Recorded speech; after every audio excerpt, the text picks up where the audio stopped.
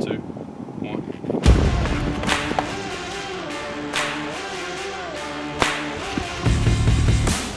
From pitching for ECU's club baseball team to the cusp of the major leagues. I went to AAA to fill in at the time, and I just happened to do really well, and it's like, hey, I can compete here, like I belong here. But an arm injury and release has kept him out of the pros. He's training every day to get a second chance. Because I've had a taste of it, you know what I mean? I tasted the success that I always wanted and what I believed I could do. And to be honest, that's when my stuff wasn't as good as what it is now. However, it's been 6 years since Tanner Duncan has played in the minor leagues.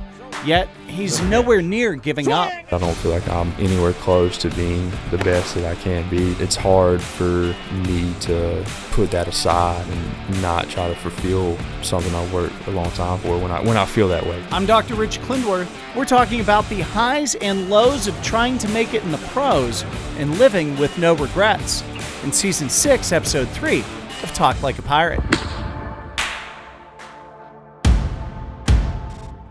Well, we're joined now with Tanner Duncan, 2017 alumnus of East Carolina University, and he is a national champion for the ECU Club Baseball team, and he was MVP of that tournament and pitched for the Houston Astros organization, making it the whole way to AAA.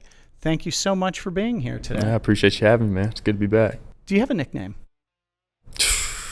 They used to call me Tanskis. Tanskis? Yeah, Why? I had no idea. One guy said it and it kind of stuck. So who would call you Tanskis? Like, is this a college thing or a high school thing? Oh, no, college thing. Yeah, definitely a college thing when I was playing club baseball. I think Alan Swain was the guy's name. He's kind of a wild card. You never know what's going to come, out of his mouth. He said it one day and everybody just kind of rolled with it. So up through you winning that national championship, Tanskis was? Yeah, Tanskis, T-Dunk, Tanner Duncan. Oh. Yeah. I had QB1 from a few guys, Okay.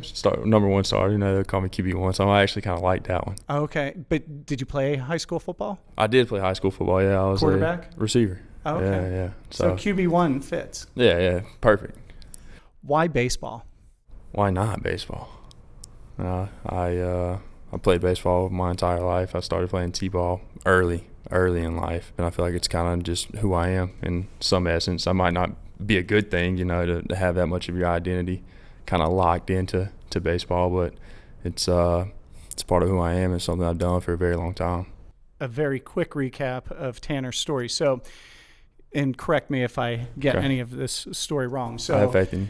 2017 alumnus of ECU. Tanner played club baseball. He had tried out for the varsity team 3 times, was cut, but you were able to make it to the national championship in club baseball, won the national championship, was MVP, as we said. Then you were an undrafted free agent in 2017 by the Houston Astros, and then you pitched in their organization for 2 minor league seasons? 3. Or 3. Yeah, okay, 3. Counting the 17 season. Got up to AAA, and then you got injured. Got injured, yeah. To clear the record, I actually got released right before the season ended. I kind of taken on the journeyman role that year, so to say. I was bouncing around a lot, filling in wherever they needed me. That was kind of the role I had. Was dealing with elbow pain earlier in the year. Understood my situation, where I was at in the standing I was in with the organization. Kind of battled through it, and then toward the end of the year, while everything was going on, I said I want to see the doctor, and everything kind of spiraled from there. What year was that? That was 2019. And what have you been doing since 2019? So I had surgery November of 19. Obviously the COVID year, no baseball. I got about 10 months in to rehab. It's like, man, something's not right.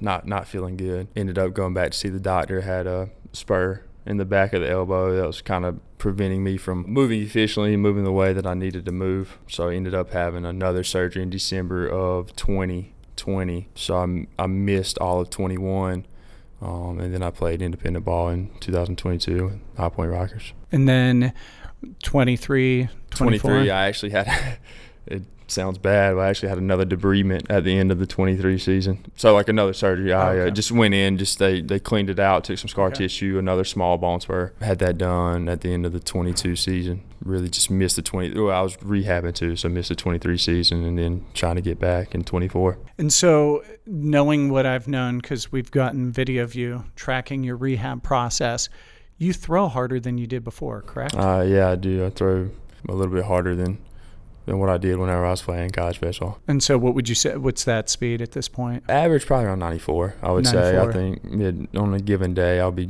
2 to 5, maybe get a 6 or something like that. I think the gun was hot in High Point, but I got a few 7s there. But on average, the TrackMan would be, which the TrackMan is just it's a tool to measure metrics of the pitcher or your pitches and stuff. So it would be, on average, it would be down like a half a mile to a mile and a half. So you never know what you were going to get, but a little bit harder than probably the 90, 91 I had in college for sure. I do want to get into your stint with the Astros organization and all the some of the stories that you had told me with being bounced around. But why is it so hard to get back? You're throwing harder than you did. I mean, you still look like you're in great shape. What's the challenge? My perspective is obvious, or my opinion is obviously biased as well, because it's my story and I'm the main character. But I don't have the answer to that question. That's the question I've been asking myself. I don't want to dive too deep into it, but I've had people in my corner that are telling me things and telling me we're going to get back and so on and so forth. And then those things just haven't came to fruition, So, and these are the people that probably know more than what I do about, the intricacies of the game and how all that stuff works. So, that's a question I don't have an answer for. I wish I did, because if I did, I might not be here doing this with you right now. I'd probably be in November or December whenever I'm home for the off season. But I don't know. I don't know exactly what it's going to take, but I didn't know what it was going to take to get into the game initially. So, it's kind of just the mindset that I have right now, and just trying to keep my head down and do what I did in 2017, I want to get to that in 1 second, but there was one thing that I was thinking about. When I've talked to other former minor league baseball players or even major league baseball players, they hit an injury and they're like, well, that's it. I peaked at single A. I'm done. I get it. You were different because you made it the whole way to AAA, and you've just been fighting to get back. Why do you continue that fight? I don't have a choice. I don't feel like it's something that I've wanted to do for a very long time. It's honestly the only thing I've ever wanted to do, was play professional baseball and make it to the big leagues. So it's just, I guess, alluding to what I said earlier, it's just kind of who I am. And that was the mentality that I developed in college. I told my parents one time, I said, I went to AAA to fill in at the time, and I just happened to do really well, and it's like, hey, I can compete here, like I belong here. And to be honest, that's when my stuff wasn't as good as what it is now. So I told my parents, it's one of the best things that's ever happened to me, no doubt, but looking at the other way, it could be one of the worst things that's ever happened, because I've had a taste of it. You know what I mean? I tasted the success that I always wanted and what I believed I could do. So it's something that I don't think I'll ever be able to not pursue. You know what I mean? At least I kind of felt like I was a late bloomer. I feel like I'm still kind of coming into my own as an athlete, as a pitcher, and understanding how my body works and how it moves and the efficiencies and stuff like that. So we have a joke in Next Level. I tell everybody I'm not even in my prime. So that's kind of just where my mindset is and what I believe deep down. So why not, You mentioned earlier about how you knew what your role was that third year in ball, because I'd look in the box scores and follow you. And wait, why isn't Tanner in single A? Oh, wait, he's in triple A. Okay, oh, so I'm following triple A. Oh, wait, he's in double A. You bounced around a lot. So you knew your role. What does that mean? Well, I don't think I knew my role initially. I probably just that was more me being naive or just not aware that that's how it was going to go. But I like to think that they needed a guy that could handle it. They needed a guy that maybe my stuff wasn't the best all the time, but regardless of not whether I had it that day, I could still go out and perform and do the job. So, and at least I had a few guys within the organization tell me that. Granted, how things would go after they told me that, it kind of, are they telling the truth? I don't know, but they told me that, and I believe that, and that's like it honestly probably helped me, regardless of what their thoughts were internally.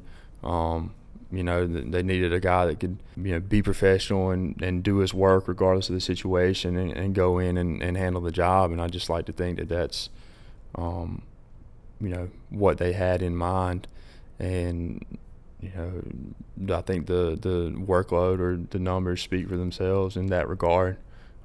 Outside of one extremely, I'm not gonna the guy that's gonna gripe and complain or anything, but outside of one extremely unfortunate situation, like my 2019 season was pretty good, especially for the upper levels of professional baseball. So being like one bad outing, one bad game. One bad outing in the PCL PCL is the Pacific Coast League as the one half of AAA baseball. One bad outing in the PCL can greatly influx or cause a very big fluctuation in your numbers. Can greatly inflate your numbers. Right. Is the word that I was looking for. So, alluding to again what you were saying, you knew your position. Was it that I got to pitch through pain, or else if this gets paused, it might not come back? Yeah, and that was my concern. I signed as an undrafted free agent, so in that regard, I thought it was kind of a double-edged sword. Like, these guys, they don't have anything invested in me. They don't find me valuable, so I'm very disposable. At the time, that was my thought. But on the other side, it's kind of, hey, they don't have any money in me, but I'm doing really well, so it's a steal for them. They got me at a bargain, and I didn't know which side to play of that coin. I didn't have an agent at the time. I didn't want to give them any reason to, make me more dispensable than what I already was. I guess that was kind of my thought process, and me being me and kind of in my journey through baseball to get to where I was, I said I can fight through this, I can deal with this, and then we'll get it fixed in the off season, or we'll get it looked at the end of the season to where, I'd say, hey, I did my job, and I did my job while not being 100%, so maybe that would look good for me as well. And you're telling me one thing and then something else happened, and it's just part of the game, unfortunately. When you were bouncing around that year, what was that like, moving from place to place, state to state? Dude, it was a grind. For me, it was more of a mental battle. Like, it was a challenge mentally more than it was physically. I didn't know what they were thinking. I didn't know what their plans for me were. Like I was talking earlier, I didn't know if I was, just like I just said, I didn't know if I was dispensable or not. I was hoping that they found value in me, and that's why they were doing these things. And I had some people telling me that, but, living out of a suitcase all year, staying in hotels, and granted, that comes with the game. That's part of the game sometimes, a lot of traveling on the road, 80 games, 82 games, whatever. Or that's in the big leagues. We were, 140. But when you had those days off, or when you had, a homestand or something, you didn't have a place where you felt comfortable coming back to and kind of unwinding, and a place set up to kind of, recenter and get back to it. It was tough mentally to try to battle that, and Weren't you at one point sleeping on someone's air mattress in the kitchen? Yeah, that was right when I got to Round Rock, which is AAA for Houston, or I think it's Texas Rangers now. I was sleeping on an air mattress. Corbin Martin, he made his debut with Houston. He's a big leaguer. And then Dean Dietz, he was a big leaguer at the time. He's on the 40-man, and it was just a 2-bedroom apartment. They had rooms, and then McCurry was in the living room with the mattress, and then I had an air mattress probably 15 feet away from him in the quote-unquote kitchen. And that's where I was sleeping when I got there for the first little bit.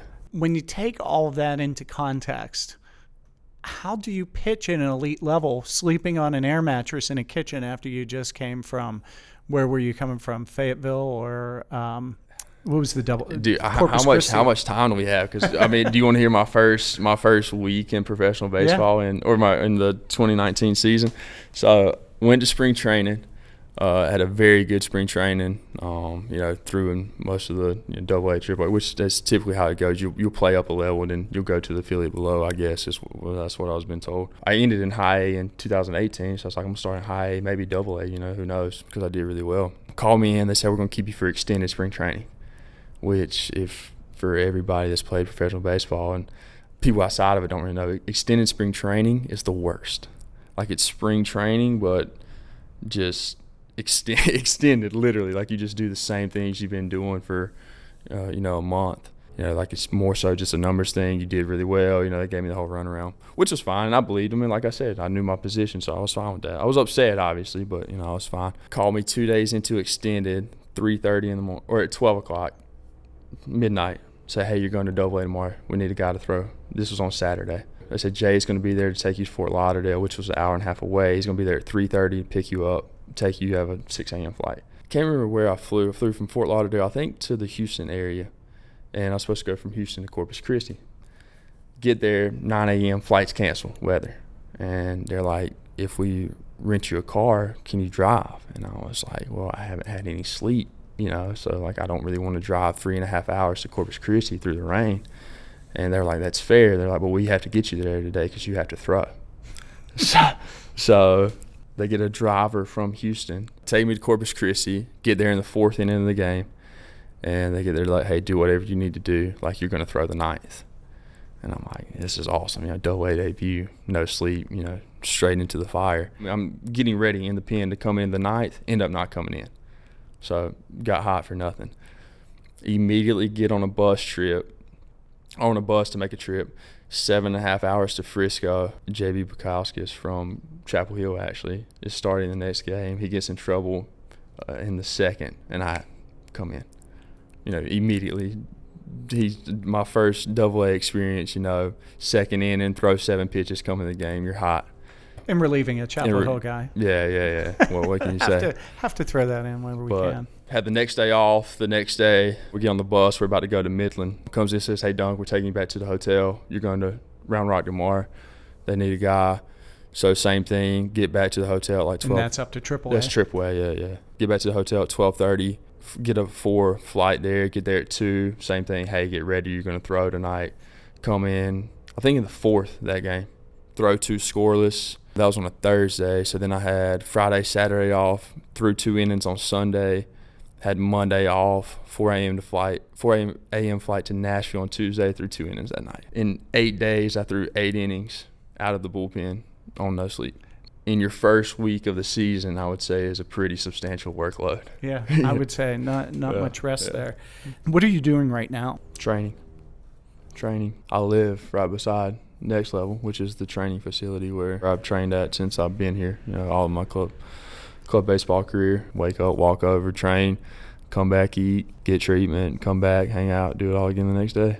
So what are you doing for an income? Insolvent.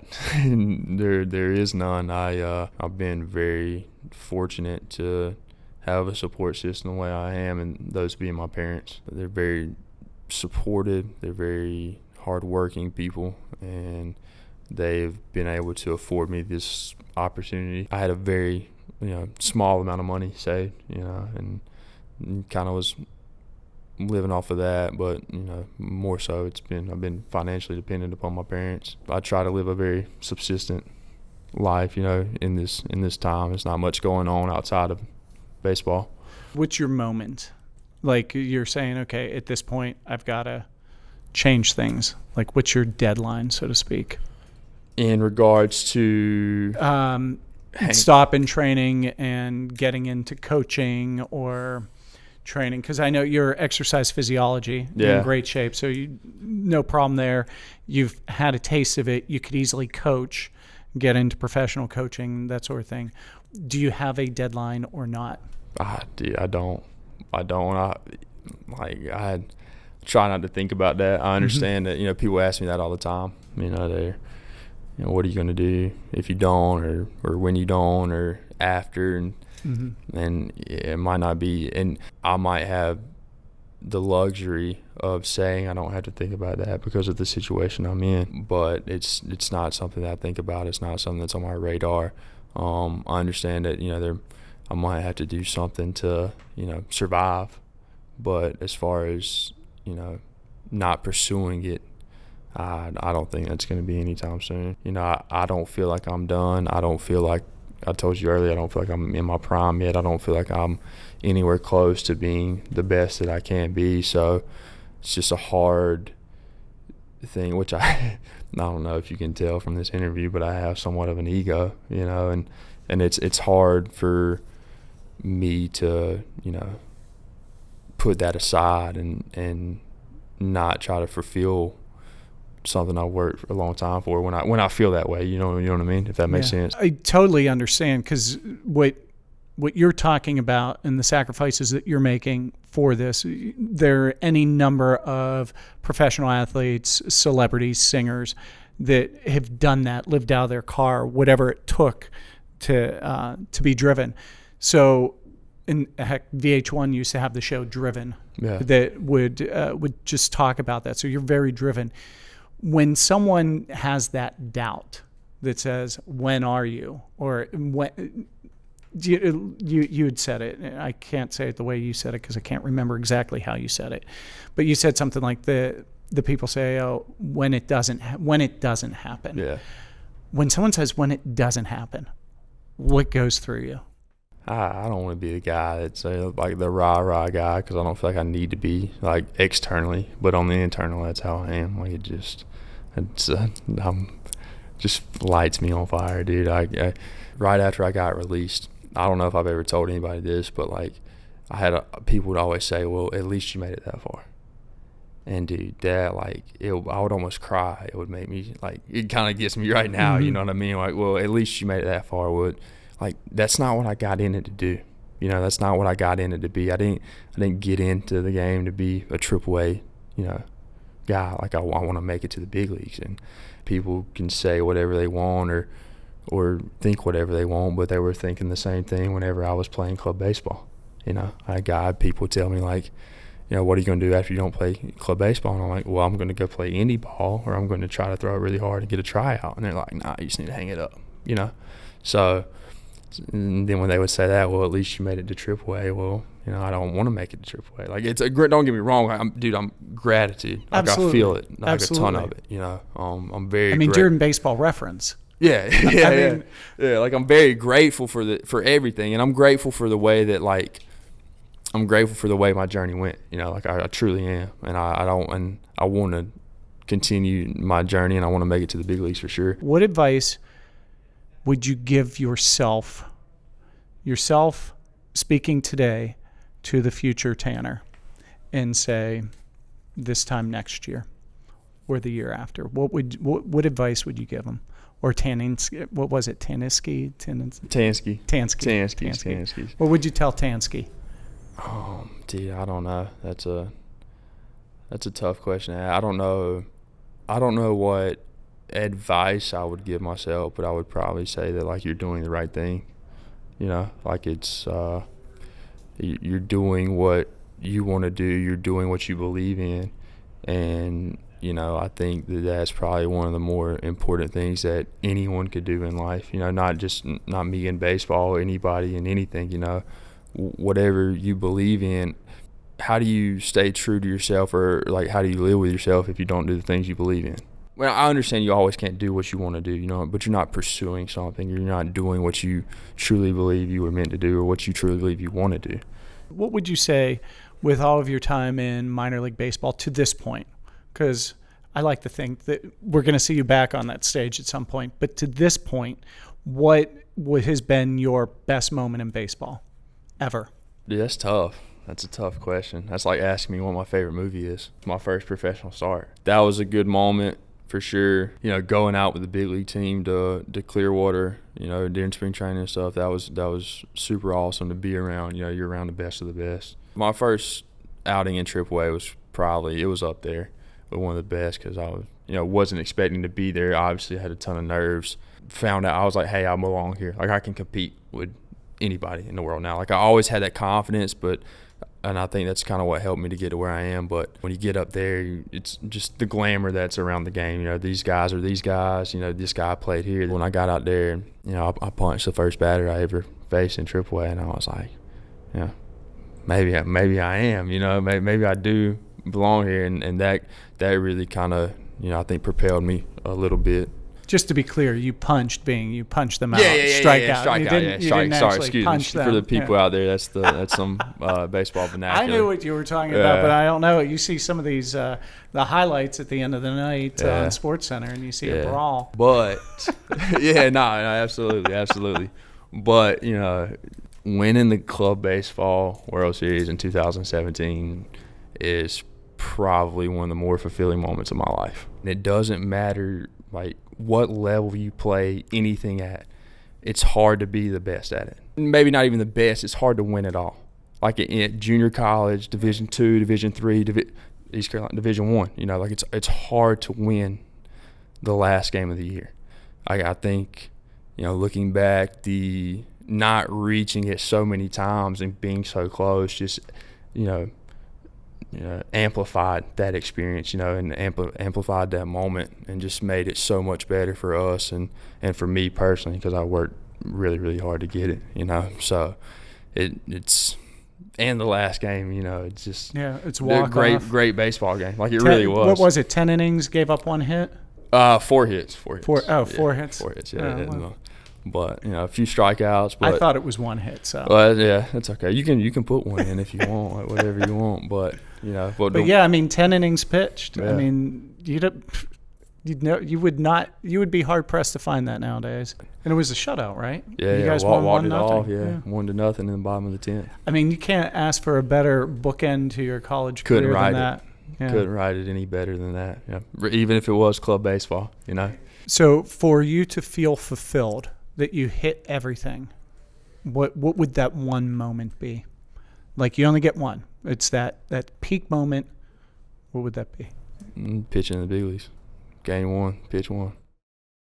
Whatever. And then it would be gravy after that? It'd be great. I say that. That's what I mean. That one peak that you would be fulfilled and be like, I hit everything. Whatever happens at this point happens. You know, it's somewhat insatiable, but like I think that would be the moment. You know, like I did what I said I was going to do, and that's a big thing for me, dude. Like you can say you're going to do something, like do it. You know, that's for anybody. Like that's what I want to do. That's what I said I wanted to do from, you know, the time I was very little, and I have it pictured in my head how it's going to go. Granted, it always doesn't go that time, and the people that are going to be there, and just the moment itself, you know, and that kind of keeps me going and keeps a fire lit inside of me. But I think that, you know, just in the face of a lot of adversity, you know, I overcame it, and I think that's going to be the moment for me for sure. So from here, literally from here, where do you go today? What's your plan today? Go back home, make some food, walk over to the next level, get after it, dude. Get loose, get a toss in, get better at baseball, dude. Gotta love that plan and attitude. Tanner Duncan, ECU alumnus, class of 2017, club baseball national champion. Love pitching, or not pitching, but love throwing that national champion with your name because it's fantastic. Yeah, you might have to start leaving out 2017 though. One day. One day we'll leave it out. But thank you so much for being here. I appreciate you having me, dude. Appreciate you having me back. Well, that's it for Season 6, Episode 3 of Talk Like a Pirate.